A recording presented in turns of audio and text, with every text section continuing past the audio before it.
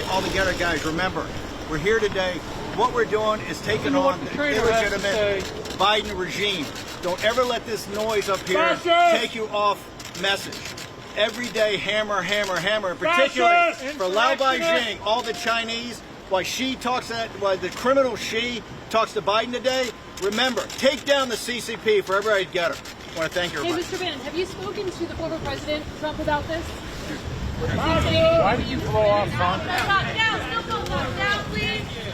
Ordinarily, we don't like to comment on a case, but I have the obligation to respond to something Attorney General Garland wrote. Attorney General Garland wrote, he promised Justice Department employees would show the American people by word and deed Justice Department adheres to the rule of law, follows the facts of the law, and pursues equal justice under the law. I assume here you can take off your mask? Yes. We're outdoors. Good. It's a free country. There is nothing about this case that reflects the pursuit of the equal justice under the law. This thing was a scam from the beginning.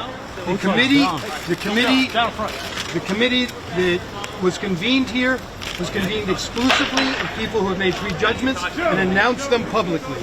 The chair of the committee sued President Trump personally, and before he was even appointed to his position, determined and put in writing that President Trump was responsible for the events of January 6th.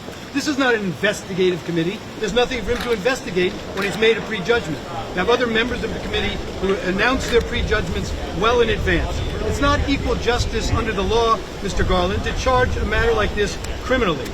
The holder of the privilege in this case, executive privilege, invoked the privilege. Mr. Bannon is a layperson. When the privilege has been invoked by the purported holder of privilege, he has no choice but to withhold the document. You can't put the genie back in the bottle. Mr. Bannon acted as his lawyer counseled him to do by not appearing and by not turning over documents in this case. He didn't refuse to comply. He made quite clear that if a court ordered him to comply, he would do that. But he had an obligation to honor the privilege that was invoked. And in terms of prosecuting this criminally, it violates settled Department of Justice policy that's binding on the executive branch. It is outrageous that a criminal charge was brought in this case.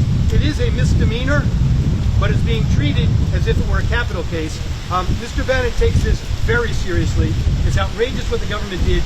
The principles of equal justice under law that Attorney General Garland speaks about are vitally important to all of us. And we all lose as Americans when they're selectively used and when we violate that principle.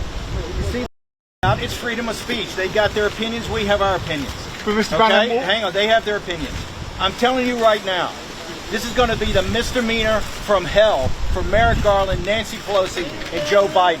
Joe Biden ordered Merrick Garland to prosecute me from the White House lawn when he got off Marine One.